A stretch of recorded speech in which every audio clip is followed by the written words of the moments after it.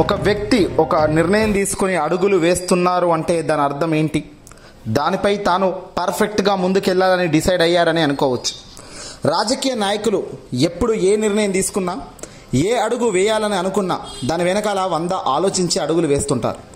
ప్రతిపక్షాన్ని ఎలా దెబ్బగొట్టాలి అనే విధంగా అధికారంలో ఉన్న వాళ్ళు ఆలోచిస్తుంటే, అధికార పీఠం ఎక్కి ఆచరిస్తున్న తీరును బాలేనప్పుడు ఎలా ఎండగట్టాలనే తీరు ప్రతిపక్షంలో ఉన్న వాళ్ళు కూడా ఆచరిస్తుంటారు.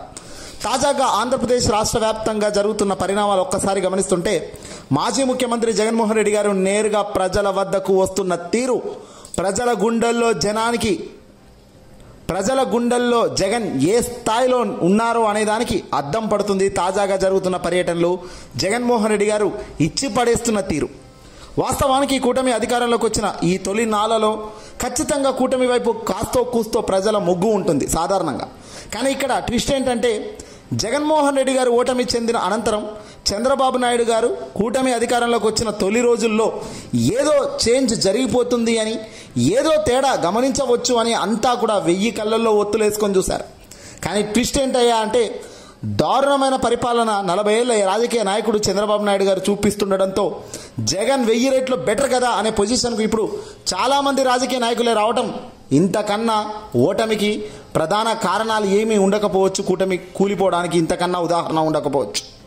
జగన్ వస్తే కూటమి సర్కార్ ఎందుకు కంగారపడుతుంది? జగన్ బయటకు వచ్చి తిరుగుతుంటే కూటమి ఎందుకు వణిక్కిపోతుంది? ఢిల్లీ పెద్దలు జగన్ వెనుక ఉన్నారు అనే టాక్ నిజమేనా? ఇప్పుడు చర్చిద్దాం. ఆంధ్రప్రదేశ్లో ప్రముఖంగా జగన్, చంద్రబాబు ఇద్దరి మధ్య పోరు చాలా వేగంగా ఉంది. గతంలో అయినా, ప్రస్తుతమైనా, రాబోయే కాలంలోనైనా మరో 15-20 ఏళ్ళు ఇద్దరి మధ్య బలమైన పోటీ ఉంటుంది అనడంలో సందేహం అవసరం లేదు. అదేందయ్యా 15 ఏళ్ళు 20 ఏళ్ళు వీళ్ళకి ఇద్దరికే పోటీ అంటున్నావు, మరి మధ్యలో మా పవన్ ఏం చేశాడు అని బహుశా పవన్ కార్యకర్తలు, పవన్ను అభిమానించే వాళ్ళు అనుకోవచ్చు. కానీ ఇక్కడ విషయం ఏందయ్యా అంటే, పవన్ తన రాజకీయ పార్టీ, తన సొంత ఎజెండాతో పార్టీని పైకి తెచ్చే ఆలోచన కానీ, అమలు చేసే పెద్ద ఆలోచనలు కానీ ఆయన చేసే ఉద్దేశం లేదని స్వయంగా పవన్ కళ్యాణ్ లాంటి వ్యక్తి చాలా సందర్భాల్లో చెప్పుకొచ్చారు.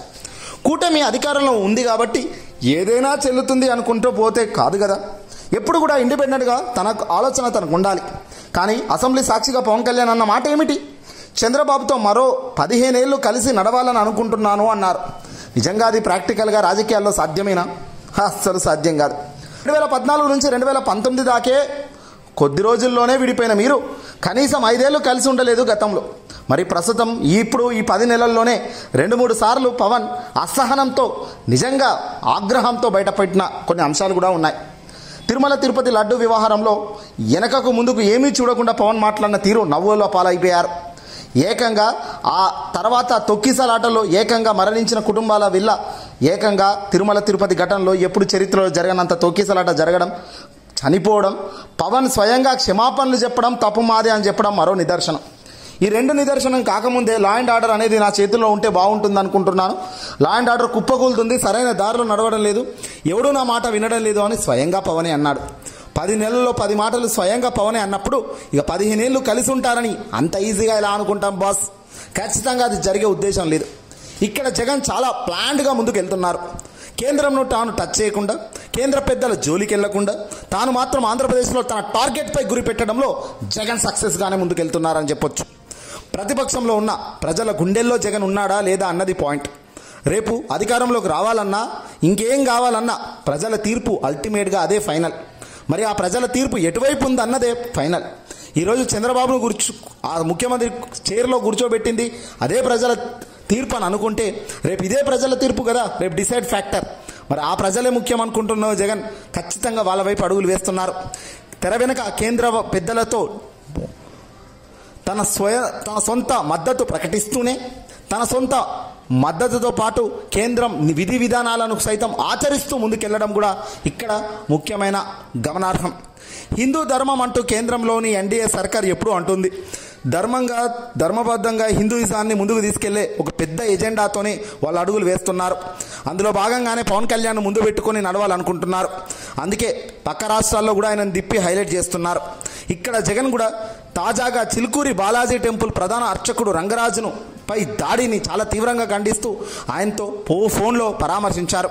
తద్వారా జగన్మోహన్ రెడ్డి గారు సైతం రంగనాథ్ యోగక్షేమాలు తెలుసుకోవడంతో నిజంగా తెలుగువాడే కాదు, ఏకంగా హిందూయిజాన్ని ఇలాంటి దేవాలయాలను కోట్లాది దేవాలయాలను అర్చకులుగా ఉన్న ఈ వ్యక్తులకు ఏదైనా జరిగితే నేను ఉన్నాను అని చెప్పే సందేశాన్ని కూడా జగన్ ఇవ్వడం సంతోషకరమైన విషయం. చిలుకూరి బాలాజీ దేవాలయంలో అర్చకుడు రంగరాజన్పై జరిగిన దాడిని తీవ్రంగా ఖండిస్తున్నానని చెప్పిన జగన్, హిందూయిజాన్ని గొప్పగా తారాస్థాయిలో ఉంచే ఈ అర్చకులే ముఖ్య ప్రధాన పాత్ర అని కూడా ఆయన అనేక సందర్భాల్లో అన్నారు. అంటే ఎక్కడ ఎప్పుడు ఎలా ఉండాలో తెలుస్తూనే జగన్ తన నిర్ణయాలు తన అడుగులు ఉంటాయి. జగన్ వెనుక ప్రధాని నరేంద్ర మోదీ ఉన్నారా? అందుకే జగన్ అరెస్ట్ చేయడం లేదా? అందుకే బెయిల్లో ముందుకు సాగడం లేదా? అంటే పై విషయాలు ఏవి కూడా మనకు అంత క్లారిటీగా ఎవరికి కూడా అంత క్లారిటీగా తెలియదు. కానీ ఒకటి మాత్రం సత్యం, అల్టిమేట్గా ప్రజలకు కావాల్సింది ఒక అధినేత ఇవ్వలేనప్పుడు ఖచ్చితంగా ప్రజలకు ఇవ్వాల్సినవి దక్కాల్సినవి దక్కాలి, దానిపై పోరాడాల్సిన వ్యక్తి పోరాడాలి. ఇక్కడ జగన్ కన్నా గట్టిగా ధీటైన వ్యక్తి మరొకరు లేరు చంద్రబాబును ఢీకొట్టేందుకు. ఇక్కడ చంద్రబాబును గద్దె దించే కార్యక్రమంలో భాగంగానే జగన్ ఈ అడుగులు వేస్తున్నారు. పర్ఫెక్ట్ ప్లాన్తోనే జగన్ ముందుకెళ్తున్నారు. ఇటీవల రైతుల కష్టం మేరకు జగన్మోహన్ రెడ్డి గారు బయటకు వెళ్తే ఆ ప్రజాదరణ చూస్తుంటే నిజంగా కూటమిలో గుబుళ్ళు మొదలైంది.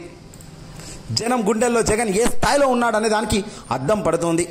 వల్లభనేని అక్రమ అరెస్టు ఏకంగా దీన్ని వ్యతిరేకిస్తూ జగన్మోహన్ రెడ్డి గారు మాజీ ముఖ్యమంత్రిగా విజయవాడ సబ్ జైలుకు వెళ్ళగానే అక్కడ తండోపతండాలుగా జనాలు వచ్చి నిరాంజనం పలుకుతుంటే పిచ్చెక్కిపోవడం కూటమి నేతలు చూస్తున్నారు.